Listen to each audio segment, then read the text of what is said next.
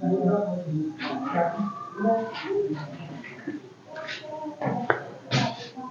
Student, welcome back. हमारा chapter चला हुआ है रेडॉक्स रिएक्शन और आज हम करने वाले हैं इसका 5th लेक्चर, जो कि ऑलमोस्ट सेकेंड लास्ट लेक्चर है हमारा। और हम करने वाले हैं इसमें एप्लीकेशन ऑफ ऑक्सीडेशन नंबर की क्या क्या एप्लीकेशन है। तो मेनली हम इसकी जो है वो 5 एप्लीकेशंस के बारे में बात करते हैं।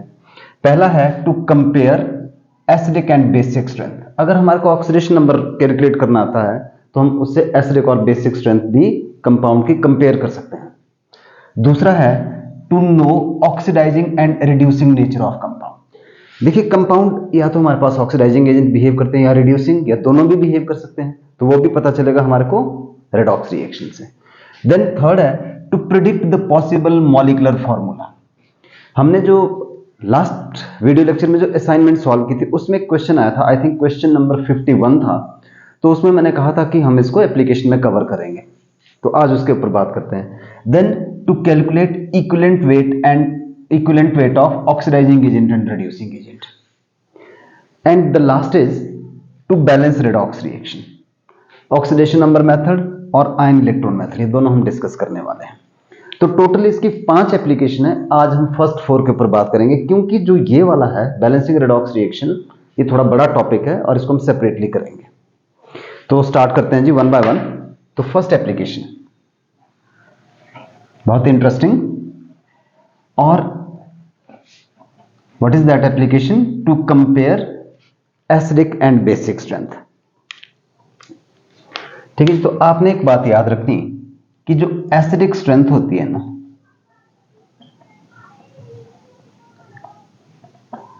That is directly proportional to oxidation number. इसका मतलब क्या हुआ कि more is oxidation number, more will B acidic strength, या एसिडिक नेचर उतना ही ज्यादा होगा। ठीक है जी, तो पहले हम एसिडिक नेचर के ऊपर ही क्यों ना बात कर लें, फिर बेसिक स्ट्रेंथ के ऊपर आते हैं। तो जैसे हमारे पास पता है जी, ये HClO4, HClO3, HClO2 and HClO। Hypochlorous acid, chlorous acid, chloric acid, perchloric acid, ये सारे होते हैं। तो अगर हम इसमें देखें ऑक्सीडेशन स्टेट, तो इसमें कितना आता है? +7। इसमें कितना आता है? +5। 3 2 6 और 1 5। इसमें कितना आ गया? +3। और इसमें कितना आ गया? +1। तो acidic strength is directly proportional to oxidation number. तो क्या हुआ फिर? तो अगर हम यहां पे देखें तो जो एसिडिक स्ट्रेंथ कैसी होगी फिर? एसिडिक नेचर किस ऑर्डर में होगा? डिक्रीजिंग ऑर्डर की बात करें तो इसका सबसे ज्यादा, देन दिस, और ये सबसे कम होगा। और चलते हैं, तो नेक्स्ट देखते हैं हम H2SO4, या चलो HClO4 ही ले लेते हैं पहला। HClO4, H2SO4 एंड HNO3, ये nitric acid, sulphuric acid and perchloric acid. तो अगेन अभी हमने ऊपर बात की, इसका ऑक्सीडेशन स्टेट +7, इसका ऑक्सीडेशन स्टेट +6, इसका ऑक्सीडेशन स्टेट +5। तो क्योंकि अब हम बहुत बार ये कर चुके, तो आपका ऑक्सीडेशन स्टेट इसका निकालना आ ही गया होगा। तो दैट मीन्स कि जो एसिडिक स्ट्रेंथ है वो इस ऑर्डर में होगी। इन द सेम वे अगर हम देखते हैं नाइट्रिक एसिड, इसको nitric acid, then this is called nitrous acid. Nitric, nitrous, और एक होता है H2N2O2, सॉरी HNO2, H2NO2। तो इसको बोलते हैं hyponitrous. This is nitrous and this is nitrous. This is hyponitrous, this is nitrous and this is nitric. तो फिर एसिडिक स्ट्रेंथ किस स्ट्रेंथ में होगी? निकाल लेते हैं ऑक्सीडेशन स्टेट। कितना है इसका? तो हमारे को पता है कितना, +5। This is HNO3। HNO2 2 2 जो 4 + 1 + 3। यहां पे देख लेते हैं निकाल के कितना आएगा इसका, 2 × 1 + x + 2 × -2 = 0। तो कितना होगा, 2 2 जो 4 + 2,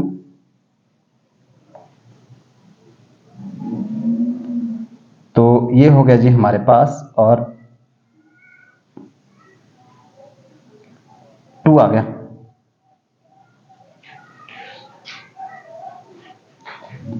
तो फिर इसका कितना होगा जी हमारे पास, सॉरी मैंने ना यहाँ पे एक थोड़ी सी मिस्टेक कर दी। मैं सोच रहा था कि कुछ गड़बड़ तो कर रहा हूं मैं, मिस्टेक ये कर दी हाइपोनाइट्रस के लिए कि इसका जो फॉर्मूला है वो 2 है। गलत नहीं लिखना, हमने करेक्शन करते रहना चाहिए, मिस्टेक हो जाती है कई बार, तो गलत चीज लिखने से बजाय है कि उसको करेक्शन किया जाए।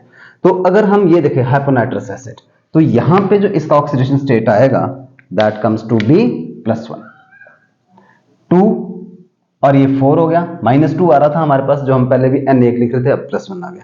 तो वही ट्रेंड अप्लाई किया हमने, तो ये हो गया जी एसिडिक स्ट्रेंथ। पर केमिस्ट्री में एक्सेप्शन ना हो, ऐसा तो हो ही नहीं सकता, क्योंकि एक्सेप्शन का दूसरा नाम ही केमिस्ट्री है, तो हर जगह एक ही फॉर्मूला एप्लीकेबल नहीं होता। तो यहां पे हम देख लेते हैं एसिडिक स्ट्रेंथ के हिसाब से। तो अगर हम देखें तो जो अभी हमने बोला ऊपर कि acidic strength is directly proportional to oxidation number, तो एक्सपेक्टेड क्या है, जो एक्सपेक्टेड होना चाहिए हमारे पास एसिडिक स्ट्रेंथ, वो होनी चाहिए जी H3PO4, H3PO3 and H3PO2। This is what we are expecting on the basis of जो हमारी जनरलाइजेशन थी कि किस किस तरह से है। इसका +5 होता है ऑक्सीडेशन स्टेट, इसका +3 और इसका +1। तो हम एक्सपेक्ट ऐसे कर रहे हैं, this is what we expect, but जो एक्चुअल है this is not the correct answer. तो जो एक्चुअल है वो उल्टा है, रिवर्स है, वो रिवर्स ऑर्डर है। मतलब H3PO2 ये सबसे ज्यादा है, तो H3PO3 एंड H3PO4। तो एक्चुअल ऑर्डर ये है हमारे पास। तो यही क्वेश्चन आता है एग्जाम में, क्योंकि कई बार हम दिमाग पे सोच लेते हैं ना, यही कॉन्सेप्ट अप्लाई कर लेते हैं कि acidic strength is directly proportional to oxidation number. तो ऐसा क्यों है? एक्चुअली में जब हम थ्योरी ऑफ एसिड और बेस पढ़ते हैं आयनिक इक्विलिब्रियम में, तो फिर हम इस क्वेश्चन का रीजन समझ पाएंगे। होता क्या है कि जो एसिडिक और बेसिक स्ट्रेंथ, एक ठीक है, एक जनरलाइजेशन तो ऑक्सीडेशन नंबर्स हमने कर ली, पर जो एग्जैक्टली अगर हम करें या जो ज्यादा अप्रोप्रिएटली जो सबके लिए एप्लीकेबल होता है, वो होता है कि जब इसने H रिलीज कर दिया ना, तो जो हमारे पास एनायनिक स्पीशीज बनती है उसको बोलते हैं हम कॉन्जुगेट बेस। तो कॉन्जुगेट बेस डिसाइड करेगा कि कौन कितना एसिडिक होगा और कौन कितना नहीं होगा। तो इसको हम अलग से टॉपिक कवर करेंगे, अभी हम इस पे नहीं ले रहे हैं। अभी सिर्फ आप याद रखिएगा कि जनरली तो यही होता है, पर इस केस में यहाँ पे ये वाला ट्रेंड हमारा नहीं चलता, यहाँ पर रिवर्स ट्रेंड है, और ये बहुत इंपॉर्टेंट है, इसलिए एग्जाम में आता है। तो पहला हो गया जी हमारे पास एसिडिक स्ट्रेंथ। सीधी सी बात हमने क्या बोली कि acidic strength is directly proportional to oxidation number, और यहाँ पे एक जो ये हमारे पास फॉस्फोरस के एसिड्स होते हैं इसमें एक्सेप्शन है। दूसरा आता है जी जो सेकंड है बेसिक स्ट्रेंथ।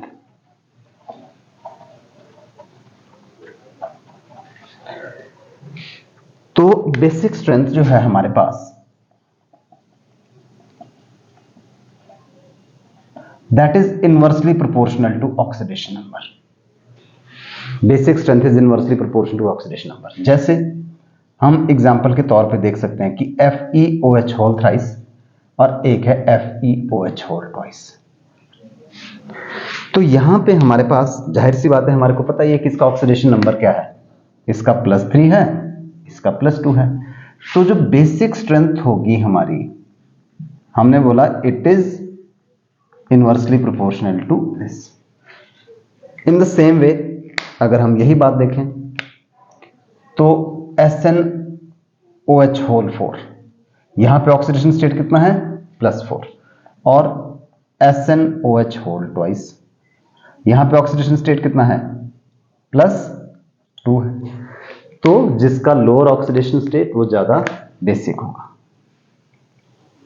और इसको हम थोड़ा सा फजान रूल से भी इंटरप्रेट कर सकते हैं, उससे भी कोरिलेट कर सकते हैं। Higher is the oxidation state, more will be covalent nature. Covalent nature जितना ज्यादा होगा OH का निकलना उतना ही मुश्किल हो जाएगा, ठीक है। और आयनिक कंपाउंड फटाफट OH रिलीज करेंगे, जबकि कोवेलेंट कंपाउंड की लेस टेंडेंसी होती है OH को रिलीज करने की। चलिए, तो ये फर्स्ट एप्लीकेशन हमने कर ली ऑक्सीडेशन नंबर की, to compare acidic and basic strength. Second application हमने क्या लिखी थी? तो आई थिंक सेकंड एप्लीकेशन हमने लिखी थी to predict the oxidising and reducing nature of compound. तो सेकंड एप्लीकेशन का हेडिंग था to predict oxidising and reducing nature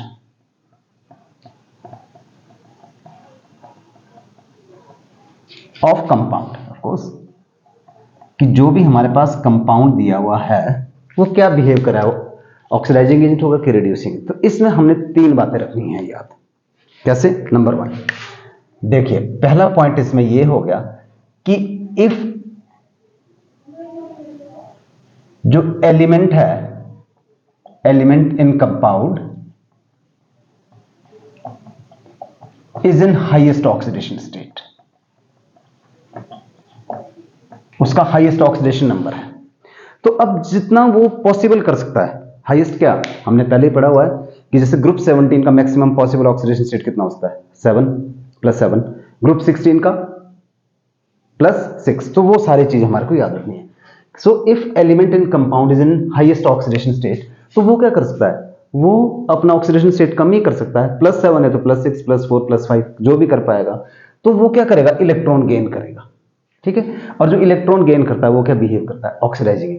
so if element is in highest oxidation state, it can decrease its oxidation number and therefore it behave as oxidising agent.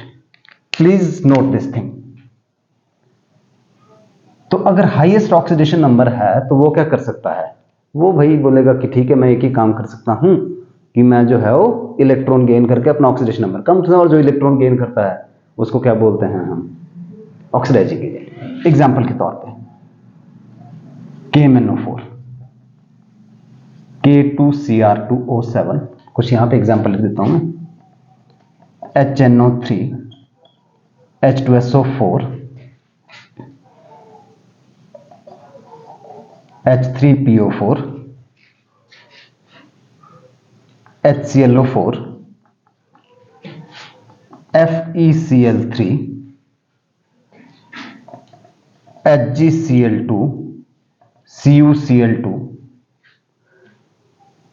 तो जो जो मेरे दिमाग में भी आ रहे हैं कंपाउंड वो मैंने यहां पे लिख दिए हैं, ठीक है। SnCl4। तो भाई इसमें जो हाईएस्ट ऑक्सीडेशन स्टेट होता है मैंगनीज का, दैट इज +7।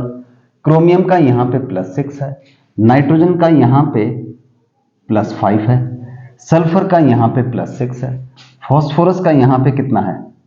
+5 है। HClO4 में Cl का +7 है, इसमें +3 है, इसमें +2 है, इसमें भी +2 है, इसमें +4 है, ठीक है। तो हमने क्या बोला कि अगर एलिमेंट जो किसी भी कंपाउंड के अंदर हाईएस्ट ऑक्सीडेशन स्टेट में है तो वो क्या कर सकता है? It can decrease its oxidation number. तो ये जो सारे सब्सटेंस है वो क्या बिहेव करेंगे? They will act as a oxidising agent. अच्छा, केस नंबर 2, इफ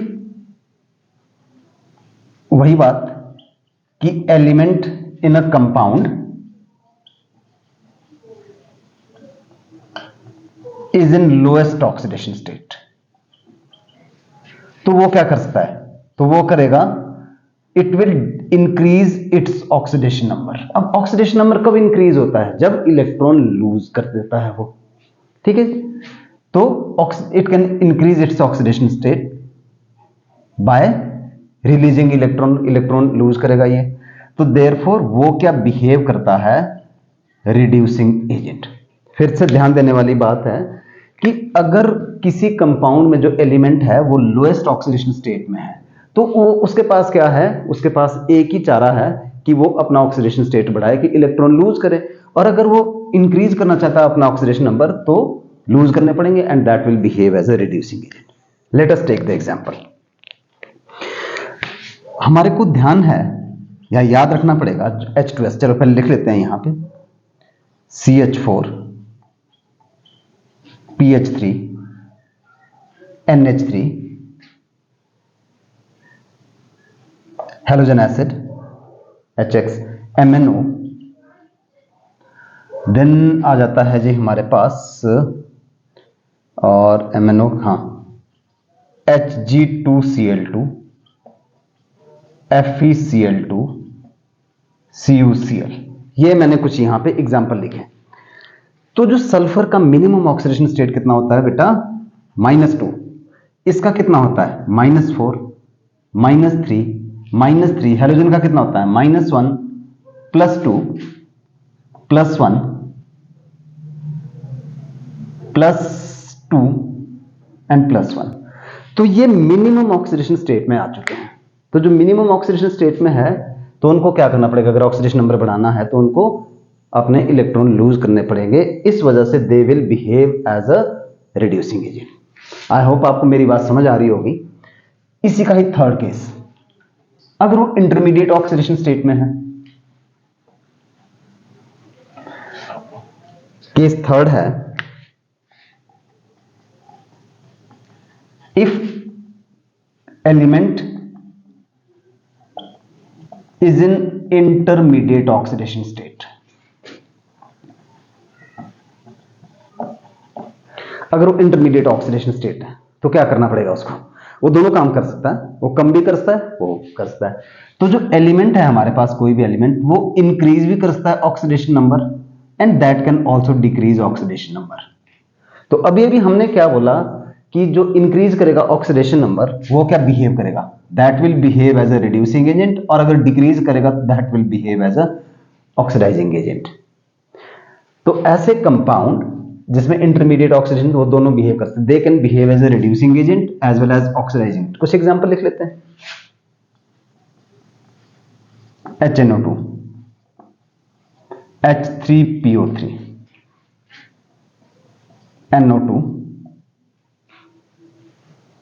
और HClO HClO2। ठीक है, तो क्या हुआ जी हमारे पास, इसका ऑक्सीडेशन स्टेट कितना है, नाइट्रोजन का 2 दूनी 4, 4 में से 1 या 3, यहां पे ये +3 ऑक्सीडेशन स्टेट में है, यहां पे +3 में है, यहां पे +4 में है, यहां पे +1 में है, यहां पे +3 में है। तो हमारे को पता है कि नाइट्रोजन का जो मिनिमम ऑक्सीडेशन स्टेट कितना होता है, -3। अभी हमने एग्जांपल लिया था ऊपर, कौन सा लिया था, अमोनिया NH3। H3PO4 जो फास्फोरस का मैक्सिमम ऑक्सीडेशन, अच्छा इसका मिनिमम कितना था -3 और मैक्सिमम इसका +5। उसी तरह से इसका मिनिमम कितना हो सकता है फास्फोरस का, -3 pH3 में था और मैक्सिमम इसका +5। यहां पे सेम नाइट्रोजन आ गया। क्लोरीन का कितना होता है, मिनिमम कितना होता है -1 और मैक्सिमम कितना +7। तो ये सब इंटरमीडिएट स्टेट के अंदर है अपने ऑक्सीडेशन स्टेट। तो क्या कर सकते हैं, दोनों काम कर सकते हैं, they can behave as a oxidising agent as well as reducing agent. So हाँ, SO2 एक और एग्जांपल है। ये बोर्ड में 12th के बोर्ड में जब P ब्लॉक हमारे पास था, अभी तो डिलीटेड पोर्शन में है या दूसरे बोर्ड्स में है, HP और बाकी बोर्ड्स में है, तो यहां पे ऑक्सीडेशन स्टेट कितना है, +4 है। तो बोलते जो SO2 है ना, वो दोनों बिहेव कर सकता है, ऑक्सीडाइजिंग एजेंट भी रिड्यूसिंग एजेंट भी। तो जो ये जितने भी यहां पे कंपाउंड, जो such compound they undergo disproportion reaction, याद रखिएगा एनसीईआरटी में बहुत सारे क्वेश्चन मिलेंगे हमारे को इस तरह के, सच कंपाउंड अंडरगो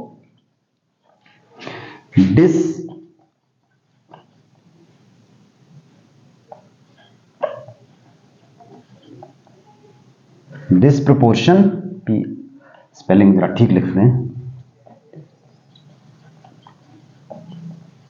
डिस्प्रोपोर्शन रिएक्शन। तो इस तरह के जो कंपाउंड है they will undergo disproportion reaction. तो शायद सेकंड एप्लीकेशन भी हमारी क्लियर हो गई होगी आपको कि हम ये पता कर सकते हैं कि कौन सब्सटेंस ऑक्सीडाइजिंग एजेंट बिहेव करेगा, कौन सब्सटेंस जो है रिड्यूसिंग एजेंट बिहेव करेगा, और कौन दोनों बिहेव करेगा। तो अगर हाईएस्ट ऑक्सीडेशन स्टेट है तो वो ऑक्सीडाइजिंग एजेंट बिहेव करेगा, अगर लोएस्ट है तो वो रिड्यूसिंग एजेंट ही बिहेव करेगा, और अगर इंटरमीडिएट ऑक्सीडेशन स्टेट है तो वो दोनों बिहेव कर सकता है। और ऐसे ही कंपाउंड होते हैं जो कि डिस्प्रपोर्शन रिएक्शन शो करते हैं।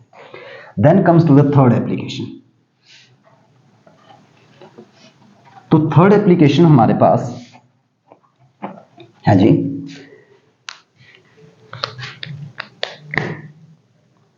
The third application to predict possible formula. तो इसके लिए जो हमारे पास तरीका है उसमें एक तो बात याद रखनी है हमने, एक है दो बातें याद रखनी है। पहली बात कि जो total positive charge is equal to total negative charge. एक बात तो ये याद रखेंगे हम। तो अगर जहां पे टोटल पॉजिटिव चार्ज और टोटल नेगेटिव, मतलब positive charge is equal to negative charge, तो वही उसका कंपाउंड का फॉर्मूला बनेगा। तो इसको हम टेस्ट करते हैं हिट एंड ट्रायल मेथड से। हिट एंड ट्रायल मेथड का इस्तेमाल करेंगे। अब ये क्या कहानी हो गई, ये बात तो हमारे को समझ आई कि जब हम NaCl का लिखते हैं तो Na पॉजिटिव और Cl नेगेटिव होता है। कैल्शियम ऑक्साइड का लिखते हैं तो कैल्शियम और 2 नेगेटिव। तो वही बात हर जगह एप्लीकेबल होती है कि magnitude of positive charge is equal to magnitude of negative charge या टोटल पॉजिटिव नेगेटिव। तो हम इस पॉइंट को क्लियर करने के लिए एक क्वेश्चन करते हैं, जैसे क्वेश्चन लास्ट टाइम हमने असाइनमेंट में भी किया था। तो क्वेश्चन, हाँ मेरे पास एक बुक है, मेरे को क्वेश्चन दिख गया तो मैं वही क्वेश्चन ले रहा हूं और फिर हम देखेंगे कि क्या होगा जी। तो ये बोल रहा है कि, क्वेश्चन लिख लेते हैं। क्वेश्चन है कि oxidation state of A, B and C in a compound, वो है जी हमारे पास +2, +5 एंड -2 रिस्पेक्टिवली। ठीक है जी। तो द कंपाउंड कौन सा होगा भाई? तो हमारे पास ऑप्शन दी हुई है। पहली ऑप्शन बोलते ये A2 BC होल ट्वाइस हो सकता है। Option B A2 BC whole thrice हो सकता है। Option 3 A3 BC4 whole twice. Option D A2 BC whole 4 and whole thrice. A2 BC whole 3। चलिए इस क्वेश्चन को करते हैं हम सॉल्व। तो हमारे को क्या बोल रहा है कि जो ऑक्सीडेशन स्टेट है ये दिया +2 और ये। तो जैसे मैंने कहा कि हम चेक कर लेते हैं और कोई हमारे पास रास्ता नहीं, हिट एंड ट्रायल से हर जगह देखते हैं जी। तो A2 2 ये हो गया जी, और A2 है ना, और इसका ऑक्सीडेशन स्टेट कितना है +2, और B भी 2 हो गया ना क्योंकि होल ट्वाइस है। तो मैं क्या कर देता हूं प्लस, B तो पॉजिटिव वाला है तो कितना हो गया 2, और B का कितना दिया हुआ है +5 इज इक्वल टू कितना होना चाहिए, C भी 2 ही है तो C का कितना हो गया 2 इंटू -2। तो अगर आप यहां पे चेक करोगे तो 2 2 4 और 5 2 10, तो ये हो गया जी हमारे पास +14, मतलब एक तरफ आ रहा है +14 और दूसरी तरफ आ रहा है -4। तो +14 और -4 तो बराबर नहीं है, तो ये तो नहीं हो सकता जी, हमने रूल आउट कर लिया। सेकंड केस पे आते हैं। A2 अगेन 2 दिया हुआ है और A कितना दिया हुआ है हमारे पास, A दिया हुआ है, इसका ऑक्सीडेशन स्टेट +2, B इस बार 3 है तो 3 बाहर लिख लेते हैं, और B का ऑक्सीडेशन स्टेट कितना हो गया 5, and that should be equal to C 3 है तो 3 यहां पे और कितना करते हैं -2। तो आप देखिएगा 2 2 4 और 5 3 15, 5 3 15 और 4 19, तो +19 इज इक्वल टू -6। पॉजिटिव और नेगेटिव चार्ज दोनों तरफ, total positive charge should be equal to total negative, तो ये भी नहीं बनता जी। अगला पे देख लेते हैं। तो A3 3A हो गए और इसका ऑक्सीडेशन स्टेट +2 है। अच्छा B 2 है हमारे पास, तो 2 और B का कितना ऑक्सीडेशन स्टेट +5। अब C कितने हो गए, देखिए अंदर 4 लिखे हुए 2 बाहर है तो 8 हो गए। यानी C टोटल 8 हो गया, C का ऑक्सीडेशन नंबर कितना है -2। 2 2 2 3 कितना हो गया 6 और 5 2 10, तो 10 और 6 16, यहां पे +16 और उधर कितना आ गया -16। इसका मतलब क्या हुआ कि इस केस में total positive charge is equal to total negative charge, तो correct formula of this compound जो है वो होगा A3BC4 होल ट्वाइस।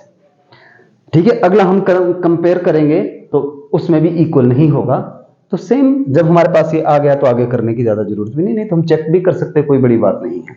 सो ये जो हमारे पास थर्ड एप्लीकेशन है, it is based on hit and trial. पर याद कर रखना पड़ेगा कि टोटल पॉजिटिव चार्ज और नेगेटिव चार्ज बराबर होना चाहिए। अगर नेगेटिव और पॉजिटिव चार्ज जिस केस में बराबर आ रहा होगा वो आपने करना है। ध्यान दीजिएगा, यहाँ पे 3A था तो 3 लिखा, B का क्या किया, एक B अंदर था और 2 से मल्टीप्लाई तो 2 से कर दिया, C कितना था 4 अंदर थे, 2 हो गया तो 8 से कर दिया। वैसे ही हर जगह हमने एप्लीकेबल किया। And the last application for this lecture, क्योंकि जैसे मैंने कहा ही ये आपको कि हम जो है वो एप्लीकेशन ऑफ क्या बोलते हैं, जो लास्ट वाली एप्लीकेशन है उसको हम अलग से डिस्कस करेंगे क्योंकि वो काफी लंबा टॉपिक होता है हमारा। तो अगला है जी एप्लीकेशन नंबर 4, और वो क्या थी जी, टू कैलकुलेट इक्विवेलेंट वेट। तो इक्विवेलेंट वेट हम कैसे निकालेंगे? इन जनरल जो इक्विवेलेंट वेट होता है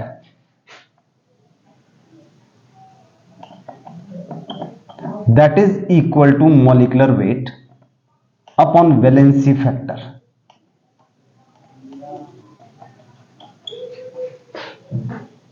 और वैलेंसी फैक्टर क्या है यहां पे हमारे पास? तो अगर हम बात करेंगे equivalent weight of oxidising agent, oxidising agent क्या करता है, इलेक्ट्रॉन गेन करता है, तो उसका इक्विवेलेंट वेट कैसे आएगा, molecular weight upon number of electron gained by 1 मोल, कि जो 1 मोल है उसने कितने इलेक्ट्रॉन गेन किए। एट द सेम टाइम जो रिड्यूसिंग एजेंट है उसका इक्विवेलेंट वेट कैसे निकालेंगे हम, molecular weight upon number of electron lost by 1 mole of course reducing agent, और ऊपर भी ऑफ कोर्स ऑक्सीडाइजिंग एजेंट की ही बात हो रही तो लिख दिया, नहीं लिखा तो अंडरस्टूड सी बात है। तो हमने क्या करना है, हमने एक बहुत इंपॉर्टेंट बात याद रखनी है कि जो वैलेंसी फैक्टर होता है ना, नहीं तो फिर कई बार valency factor is equal to final oxidation number minus initial oxidation number, यानी change in oxidation number into number of atoms gained, और जो number of atoms involving losing और गेनिंग ऑफ इलेक्ट्रॉन। ठीक है, नंबर ऑफ एटम्स हम क्या बोलते हैं, ऑक्सीडाइज्ड और रिड्यूस्ड, ऐसा कर लेते हैं, ऑक्सीडाइज्ड और रिड्यूस्ड, उससे हमारी कैलकुलेशन में मिस्टेक नहीं होगी। Final oxidation number minus initial oxidation number, और ये तो उस हिसाब से हम ऑक्सीडाइजिंग एजेंट और रिड्यूसिंग एजेंट का इक्विवेलेंट वेट निकाल सकते हैं। एग्जांपल से लेते हैं तब चीज और क्लियर होती है हमारे पास। जैसे हमने क्या किया, इसको मैं रहने देता हूं, यहां पे जरूरत पड़ेगी अभी इसकी। तो कोई हम एग्जांपल ले लेते हैं। सबसे पहला हमने एक रिएक्शन लिखा और हमने लिखा VO प्लस ले लेते हैं जी Fe2O3 and this give rise V2O5 plus FeO, कुछ इस तरह का रिएक्शन है। और जो D एंड F में हमारे पास आते हैं ऑक्सीडाइजिंग एक्शन KMnO4 K2Cr2O7, वहां पे भी इनकी बड़ी जरूरत पड़ती है हमारे पास।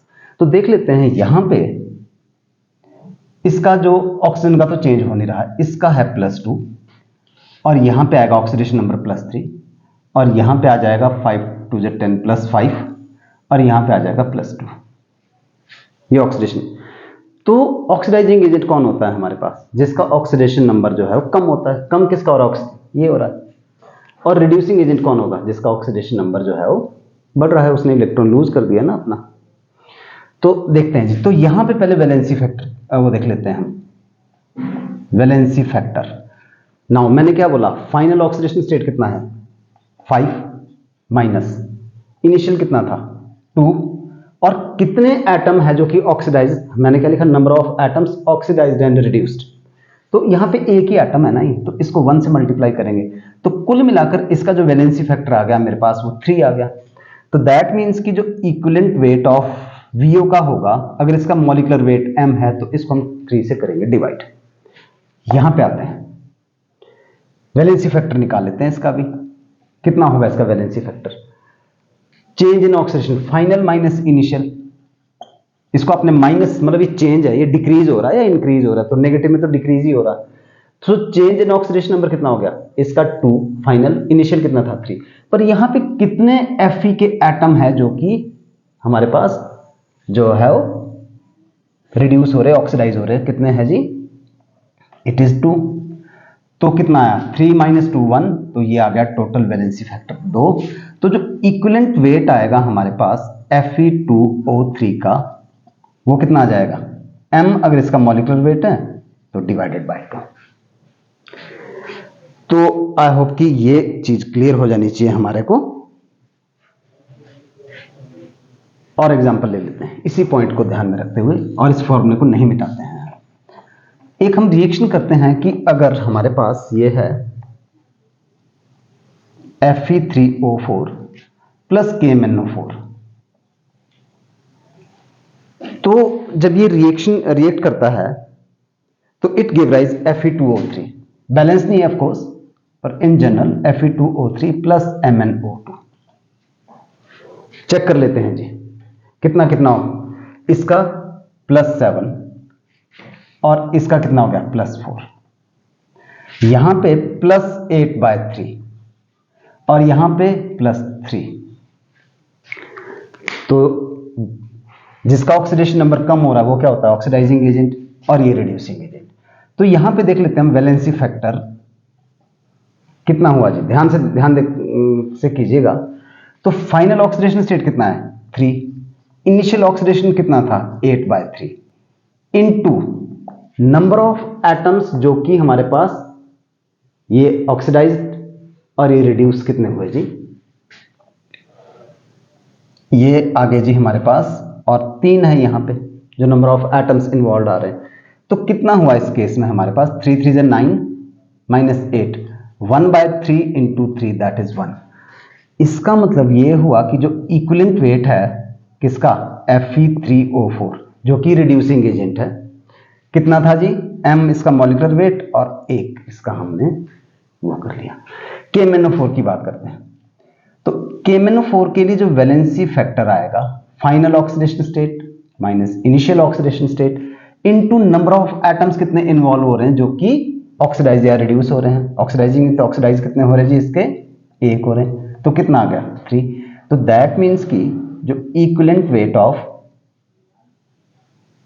KMnO4 है वो क्या आ गया, मॉलिक्यूलर वेट m आ गया और नंबर ऑफ जो इसमें वैलेंसी फैक्टर हमारा 3 है। चलिए और लेते हैं हम एग्जांपल।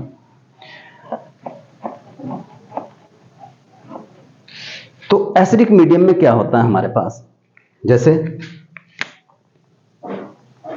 इन एसिडिक मीडियम जो KMnO4 है ना वो चेंज हो जाता है हमारे पास और Mn2 पॉजिटिव में, या कह लो कि MnO4 नेगेटिव Mn2 पॉजिटिव में चेंज हो जाता है, यानी in general MnO4 negative give rise Mn2 positive. तो इसका ऑक्सीडेशन स्टेट कितना आ गया +7, तो चेंज कितना हुआ फाइनल माइनस इनिशियल 5 आ गया। तो इसका जो इक्विवेलेंट वेट होगा किसका MnO4 नेगेटिव का, दैट इज मॉलिक्यूलर वेट अगर m है तो कितने नंबर ऑफ इलेक्ट्रॉन गेन, कितने जो इसने गेन किए पर एटम, वो थे जी 5, यानी चेंज इन ऑक्सीडेशन स्टेट कितना है। और ले लेते हैं एक एग्जांपल कि जो डाइक्रोमेट आयन होता है ना वो एसिडिक मीडियम में किस तरह से बिहेव करता है हमारे पास। एक और कि Cr2O7 2 negative this give rise Cr3 positive. Acidic medium में ऐसा होता है इसका। तो हम यहां पे वही बात कर लेते हैं कि इसका ऑक्सीडेशन स्टेट निकाला 6, इसका 3 है। तो वैलेंसी फैक्टर अगर हम देखें कितना जी, final minus initial into number of atoms जो ऑक्सीडाइज्ड हुए हैं हमारे पास, कितने क्रोमियम कितना है ये 2, तो कितना आ गया 3 2 6, तो वैलेंसी फैक्टर कितना आया 6। तो दैट मीन्स कि जो इक्विवेलेंट वेट आया हमारे पास डाइक्रोमेट आयन का, that is molecular weight divided by 6।